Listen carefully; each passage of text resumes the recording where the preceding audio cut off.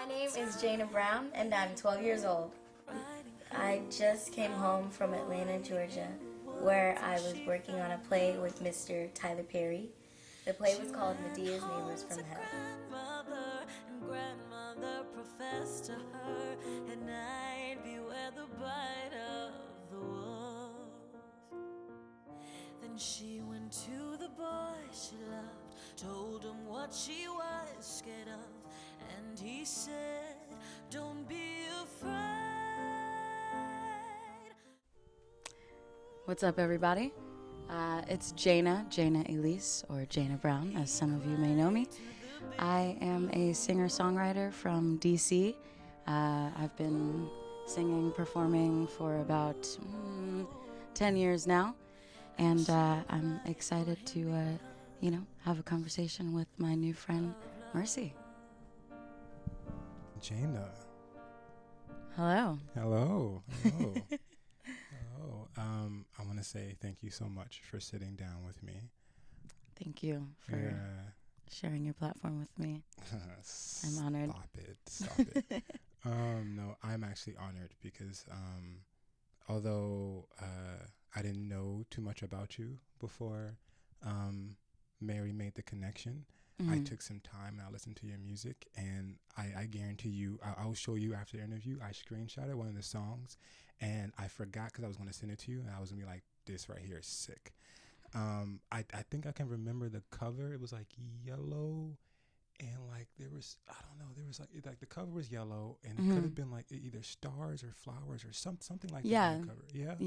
Yeah. And then I can't remember the song, but like your harmonies were like tough. You know, the layering was beautiful. Oh, thank you so much. His voice is so soothing. Thank you. Amazing. So, oh my God. Thumbs I up to you. appreciate it. Thank you so much. And so, shout out to Mary. Yeah. Mary's the goat. She's a real one. Mary's amazing. But yeah, gorgeous voice, gorgeous. Thank you. But first question, as always, how are you?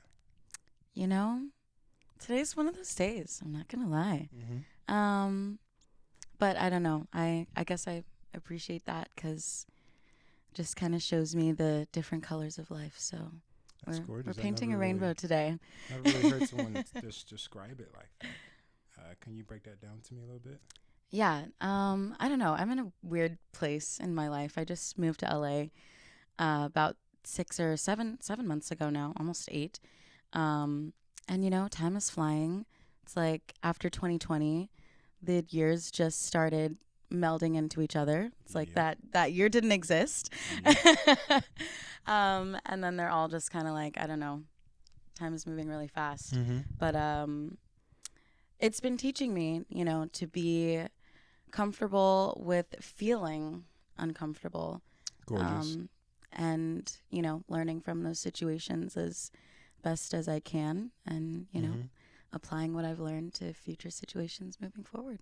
That's so lovely. It's something that I repeatedly have to tell myself, is that not every situation is going to be comfortable. Not every situation is going to be like the best I might want it to be. But I have to understand that like I've been through things like this before. Yeah. And the objective of life sometimes is like, okay, you made a mistake, or this might not be what you want it to be. Go through it, learn, and then the next time it comes back around, smack the hell out of it and keep moving, Exactly. You know how to deal with it the next time. And even if it takes like 3 or 4 times, I like to think a lot of life is a lesson. And, we're here to kind of like teach ourselves how to be better for wherever we go or whatever you believe in, regardless. Life is a lesson, Well, that's it. At least how I feel. No, I feel the same. I had a teacher of mine in 3rd grade. I used to be like a badass kid. Well, I wasn't the kid that was like super rowdy. I did have ADHD, but it's like I used to talk a lot, right? Yeah. And my teacher used to say, as they were trying to like reprimand me or something, and they would take me outside all the time, and it was like, I'm not gonna say my real name, but for the sake of the conversation, Mercy, if you keep acting like this, you won't be able to learn anything, and life is a big lesson. no, she used to say like life is like an entire like test, you know. Every single triumph that you like you hop over, you can like click, okay, C, all right, A, B, whatever, and then you turn in that test at the end of the day, and it's like that's when you get your score. But ultimately, you never actually finish the test, Right. because life continuously it goes on and on and on. New questions get like answered, whatever, but you continuously learn. So it's over and over again, you know. Yeah. Shout out to whoever that teacher was, because I don't remember your name, and I was in 3rd grade, so don't expect me to know your name. But whatever. But earlier you mentioned the thing about life is a rainbow, and I thought that was so gorgeous, because like life shows up in so many different colors. It does. You know, so many different emotions, so many different events, so many different things that we have to like deal with and try to like, you know, hold on or whatnot. So yeah, that's such a gorgeous way to explain that. So I might use that sometime myself. Oh, please do. Yes. Was that on the spot? That was, yeah, just me, you know. Look at you. Lyricist. Look at you. Me. Killing this interview. It's already been like 5 I'm sure minutes. someone else has said it before, you know. No. As far as I'm concerned, you're the only person in my life that has said it. So that's all that matters. But yeah, I talked a little bit about how amazing your music is. And sometimes I like lead with this question, or sometimes I might end with this question, but I'm in a good mood. Sort of. No, not really. Let me stop lying. I'm in a decent mood, but I am very, very, very curious about your relationship to your music in regards to like how making music makes you feel, how how waking up in the morning, like music being the first thing in your mind, like what does that do for you? Is it like therapy? Like what is your relationship to your music? Yeah. So a lot of what you said, you know, for me, I have always felt different. Kind of like, I don't know. It's like I belonged, or I would make myself belong in certain groups, but it was only because I never really allowed anyone to see like the actual me. Like I would allow them to see the me that I felt like at the time I knew they would gravitate towards, kind of like, you know, seeking validation. And so music for me is the only time that I can really put down like who I truly am. And you know, I still don't fucking know who that is.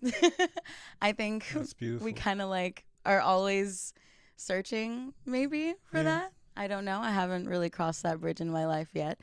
But yeah, music for me is kind of like my autobiography, and it can be told from my lens, or sometimes I'll take on a lens of someone close to me, or someone maybe that I just spoke to that day, and I'll write a song from their perspective, or write a song about them, or, you know, just different experiences that I go through, or that other people in my life go through, in hopes that someone else is able to relate to that message.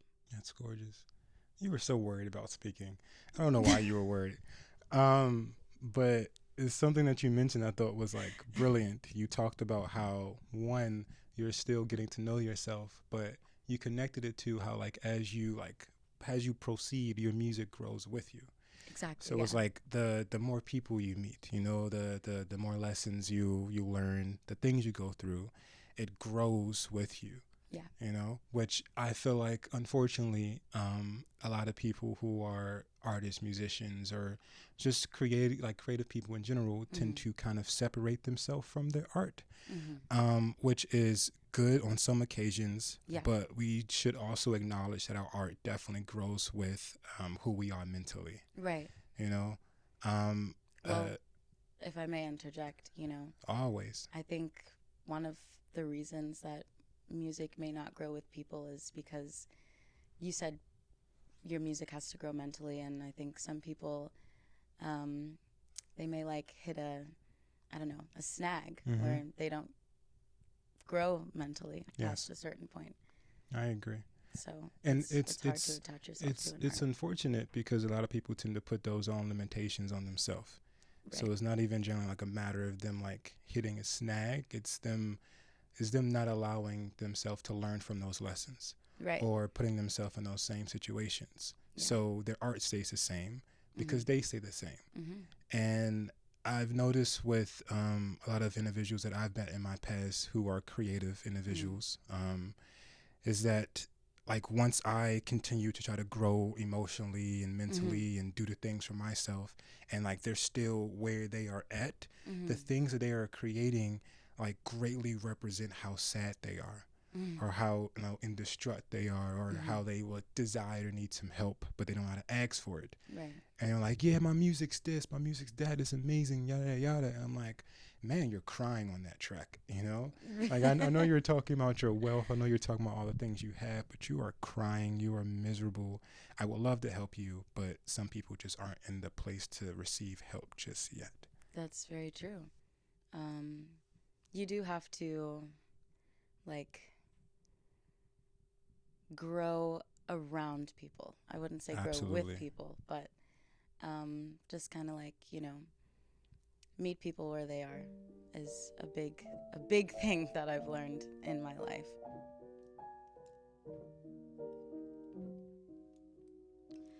Once upon a time, Little Red Riding Hood found a boy in the woods and she fell in love. She ran home to grandmother, and grandmother professed to her, and I'd beware the bite of the wolf.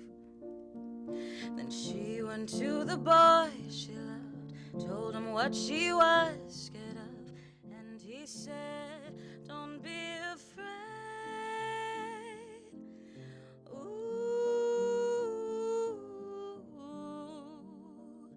She cried to the big blue moon. Ooh,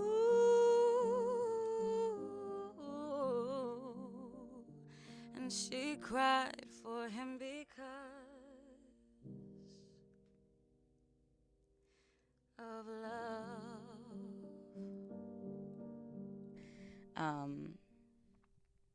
And, you know, I do definitely put that into my music a lot. And, you know, for me, a big part of my music is, like I said, honesty and being, it's like the one time that I'm able to be vulnerable. And so you were saying, like, before, how, like, people will, you know, just put out things and they won't grow, or they detach themselves from their art. Yeah. And, you know, like you said, sometimes that's good because I feel like I'm so attached at times that can it's be like draining. hard for me to put things out into the world because I'm like, that's like a huge piece of me. Yes. And I don't know how people are going to receive it. But I've been learning, you know, I'm excited to show people like who I really am through my music and through my art. And, you know, it's one of those things where the people that receive it will receive it, and the people that don't, well, maybe it wasn't meant for them. Absolutely. And I'm going to tell you something, because I was in a place when I was in college, somewhat like that, when I was so attached to the things that I was creating that I didn't want to release it because it was me finally being vulnerable. Yeah, it's You know? scary. Yeah, it's extremely scary. But then I put myself in a headspace where I told myself, look, after I create this thing that is no longer me, I am now a viewer. You know, I am now the person who is perceiving this artwork. And it took me a while to get to that point, to be like, you know what, while I'm making this is me. You know, I'm being vulnerable. I'm releasing all of me. Great, fantastic, whatever. But the moment I say I'm finished, it's no longer who I am. Right. And that's what we were talking about in regards to the music growing with you. Yeah. So if the music's growing with you, the last single that you released, Is right. it's not even who you are anymore.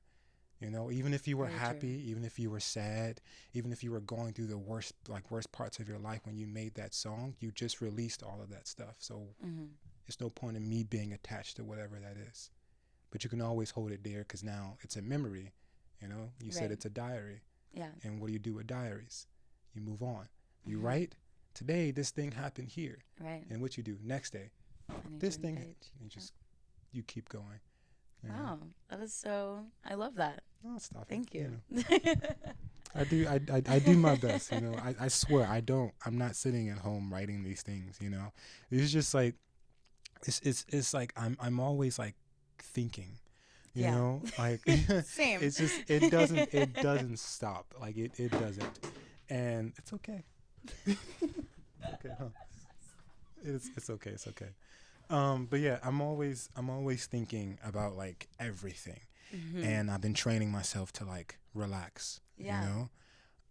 It's not easy. No, It's not easy not at at all. all. That But is yeah. so crazy that you said that. I was like literally driving like on my way here, and I was thinking to myself, what would it be like to be in someone else's brain, or, do other people think as much as I do? Like, and yeah, so I don't know. It's we can, get better and be more in the moment. Yeah. But it was very comforting to hear you say that, because I was Absolutely. like, dude, am I like... No, trust me, you are not the only person. It's just, I feel like we all think a lot. It's just some people are more aware of their thoughts than others. And others are able to others are able to be numb to the thoughts that they're having. Some folks might have some type of a trauma response. So it's like, Right. all right, I used to think so much, or I had all these things happen to me, and then they lock it. But for me, my trauma response is that I overthink. I overthink a lot because I'm afraid sometimes of the future, because the future is like so far away, but it's here right now. Right. So that's why I think. Yeah. Versus other people ignoring it so that they can survive. So trust me, you're far from being alone. It's just that we all cope differently. Very true. I think, I don't know, I've been like trying to figure out what exactly my response to uncomfortable situations in my life has turned into, really. Because before, it was like, something would happen to me and I wouldn't like it. I would be so uncomfortable with the situation that I would completely go to the left. I would just be like, I need to do everything to get out of this situation. I would cut people off. I probably tarnished a lot of relationships because of the way that I would just kind of act out, but it was more so in a way that was harming myself. Yes. Just to be like, maybe get someone's attention to be like, hey, I'm here. I'm drowning, but I'm here. Come help me. And so I thank God, I feel, at least, I've evolved from that now. But it's almost like, there are so many things that we see that are traumatic. There are so many traumatic things, chaotic things, tragedies happening in the world today. And it's hard not to kind of internalize that and be like, well, where do I fit in all of that? How do I respond to that? Because that is also building on top of your personal trauma. Yes. There's a world trauma that we're going through. Yes. And so, yeah, I think, I don't know, one big part is music, but, there's also that personal responsibility of how am I really shaping my life? Yeah. How do you operate outside of everything that's going on while still taking care of yourself? Exactly. And my response to that is a little thing that I call, and this can be misinterpreted sometimes, because I've said it to people and they've sort of felt a way about it. But for me, I call it minding my business, and I'm going to break it down, right? Basically, I do my best not to pay attention too much to things that I cannot control. I will acknowledge its existence, but I will not go forward with my emotions as if I can make a difference, because I cannot. I cannot affect things that happen in politics, but I can acknowledge it and be aware of it. I cannot affect things in like a homeless person's, like, because we live in LA. I cannot affect things in a homeless person's life other than giving them like a few dollars. I'm not rich. I can't change their life. So I'm not going to sit here and fall pity on them. You know, I cannot affect things that happen across the world, across the country, across whatever. I can't affect things that happen in people's schools or people's neighborhoods or things. I can't. So in order for me to properly love myself and take care of myself and acknowledge myself and do things for myself, because I am always number one, I have to acknowledge things that happen outside of my life, so I'm not ignorant. But I also have to ignore them so I can take care of me. And if one day I get the chance to be able to affect things that are happening, I will jump forward and I'll do what I can. But right now, I can't do anything. So I would be hindering myself if I was to take, be 10 toes down on someone else's issue when I'm crying at home. I can't love other people if I can barely love myself. That is very real. Right. So in regards to you trying to figure out how to navigate yourself in this world, this might sound a little, to some folks, it might sound a little bit like self-centered or whatever it is. But to be honest, fuck it, because it isn't. Focus on you, only you. And then when things come to you, you make a choice whether this is worth your time or not. Because I'm going to be very blatant with you. Someone could be dying on the street outside of this building right now. The most you can do is what? Call 911. And that's it. You can't save their life. You can do CPR or something. And after that, you dip out, right? So I would say treat almost every situation like that. Whether it's someone else's issue comes to you and wants to vent to you, don't feel like you got to take on their energy. Whether it's like you're arguing with someone in a situation like, you made me feel this way, get rid of those expectations of how that person's supposed to make you feel. You acknowledge how you feel and how you made yourself feel in the situation. And then beyond that, who gives a hell how that person made you feel? Because they was going to do it anyway. Right. Those are the expectations you had. I was like, you know what? I love this person. This person's not going to do anything to hurt me. You don't know that, Yeah. Yeah, I know that's just that way of thinking for some folk can be very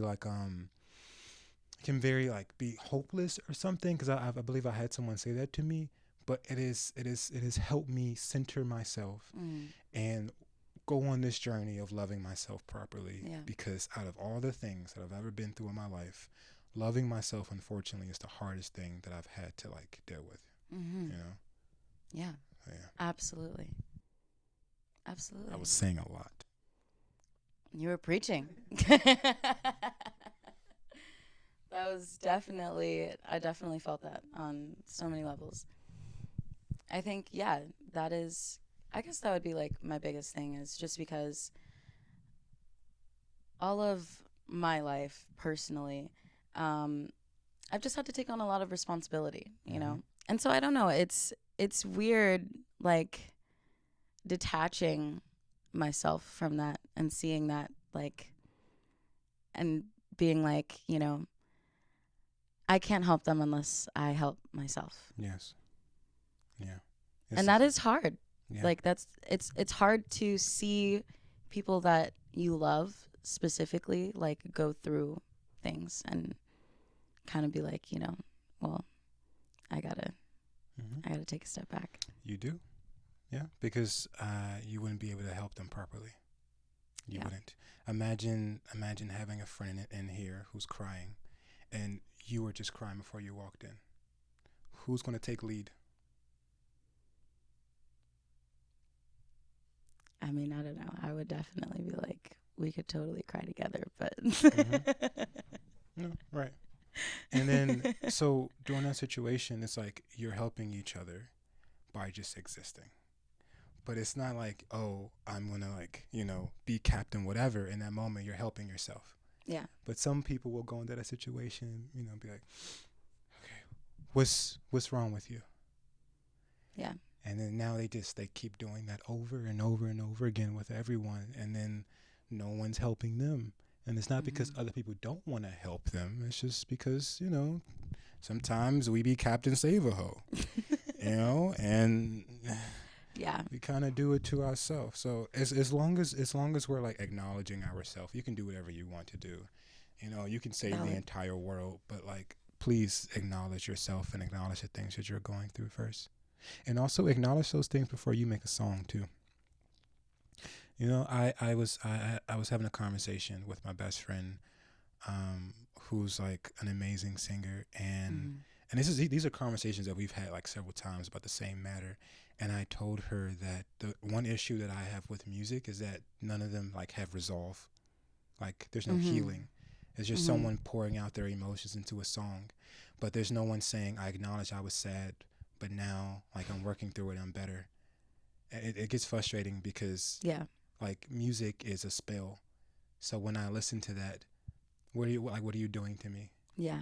You know? No, that is very accurate. I've had songs where I'm like in a bad place. I have completely removed songs from my playlist because I would listen to them like with the intention of, you know, having thoughts that could potentially harm myself because of that song. That is so real. But yeah, no, songs definitely. It's so weird, the music industry, like the state that it's in. It's like people don't make music to make music anymore. Of course not. Why would they do that? There's no money in making music for the sake of making music. No, don't do that. That sucks. It's the same thing with like any art form, really. No one's really able to express yourself anymore because there's no music in being. I mean, there's no money in being yourself. Yeah. No. And what's so weird about that, like the kind of like snake eating itself situation in that is there would be no money in music if people didn't make music just to make music. Yep. Like the people that built the music industry, like people who just did it because they loved it. Because they loved it. I do consulting for like artists and stuff, right? And I used to intern at like record labels or whatever. I used to intern like a lot of places, and I would tell them my like ideas about like how to push the needle into putting the music back into like the writer's hand, right? They would all laugh at me basically. Like these grown men, they platinum records, whatever, they would laugh at me. But my idea is, you know what? Let's create people. Let's put people in a position to 100% be who they are, because vulnerability sells music, right? But I'm not saying the vulnerability of like someone like, oh, I'm gonna put out a very toxic track because toxicity is like, you know, popping, whatever, right? It's the trend. Or I'm gonna put out a very sexual track, and because, you know, everyone loves sexy or whatever it is, yada yada. And I was like, no, let's allow these individuals to make music, you know, and then release their music and then literally find their audience. Yeah. Because the issue with the music industry is that they're always trying to find everyone else's audience. Right. You know, they're trying to make you this huge star to get the most amount of money. Right. I don't know. I feel like that's with everything. Of course. You know? Money rules the world, but the mass production. Yeah. with every I could be making these little cups, right? And I put my name on it, and I put like a nice little note, right? And I would hand make them. I would give them to anyone in this room. I write a note special for you. Once someone wants to buy this from me, or they want to help me mass produce it, next thing you know, there's no more handwritten notes. Right. It's just one note being like, thank you for buying. You know, there's no intimacy there. But it's all right because they're making money. You know, they're making money. But I can talk about this for like hours. Right. This is like a super deep conversation. Yeah, it's all right. They're not here to listen to me rant about issues. But it's okay. It's okay. Sorry. I feel like That's always where I tend to steer my conversations. Like, I don't know, because it's just like, I think that's like a big part of my mental day to day, is like thinking about, as a writer, as a musician, how can I be myself, not too much of myself, but still make money doing what I love, because I got to eat. Yes. Yeah, I have an answer for you, but I don't know if you're asking for an answer. Well, I'll say what I was like thinking in my head, and then I would love to hear your answer. But specifically as like a writer, I try to like, instrumentation is really important. People will always hear a melody before they remember any lyrics, really. Absolutely. So I try to write in a way where it's like, you may think I'm talking about one thing because of like the language that I use, but I'm actually talking about something completely different. And for the people, that are interested in that kind of thing, and, go back and like finally listen to the song the day that you like actually listen to a song and you're like, oh, damn, that's what she's talking about, That's what I kind of hope to, I don't know, at least do my like part for myself specifically. Like, Yes. That's like the one thing to myself that I'd like to do, to be like, okay, I'm making music with like a pretty bow on it, That's so cute. I like that. I like that. So that it's still being mass produced, but like Mhm. there is like There's that something special where it's touch in there. Yeah. So when you listen, you like, okay, well, I know I meant this. Yeah, This is for exactly. me. Yeah.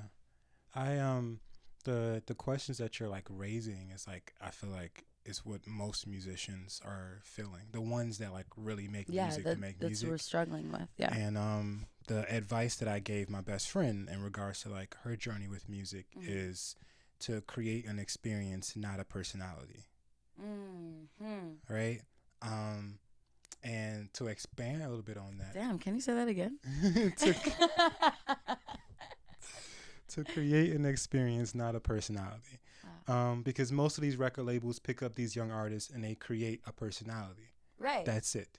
Right. They create they create who They you create are, something to your sell. name, something to sell. But what happens is that the thing that you're selling ends up having a short shelf life, and it goes nowhere. But that's what they want, though. Right. They want that. Get the most cash out of you immediately, and then you're gone, right? On to the next. But in regards to an experience, experiences come with intimacy. And I broke it down like this because I'm a huge movie buff. Why do we go to the movies? We have streaming platforms.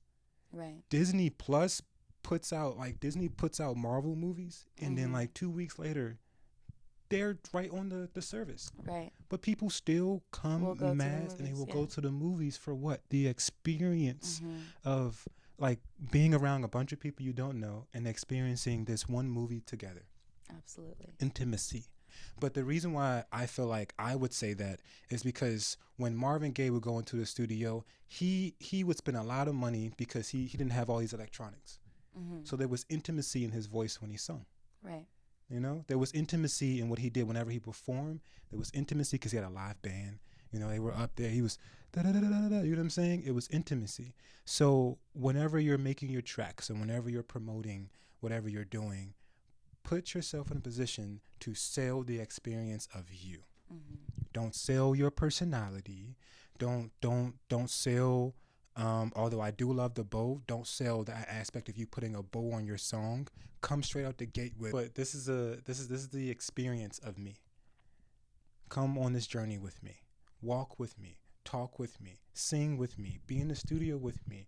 I'm about to perform. You're up here with me. I'm pretty sure that you've been to like performances when you felt like you were right up there with the performer and you wish you were singing with him. Yeah. Now I wish more people created tracks like that. So I can feel like I'm in the studio with you. Yeah. Damn. Howdy, folks. It's JAYNA again. Thank you for talking with me today. I hope you guys stay safe love yourselves. And if you're still learning, know that that is A-okay. And if anyone hasn't told you, I love you. All right. Thank you so much for watching. You guys are amazing. I appreciate you, every single one of you little beans out there. I'm going to say thank you to my lovely guest and her amazing, amazing voice. I wish I could sing like that, because if I could, I would probably never stop. But yeah, you guys stay easy, breezy, cover girl, and peace, love, and mercy. only reason why she got it right is because we said it. So it's like, I'm not going to really give her that. So,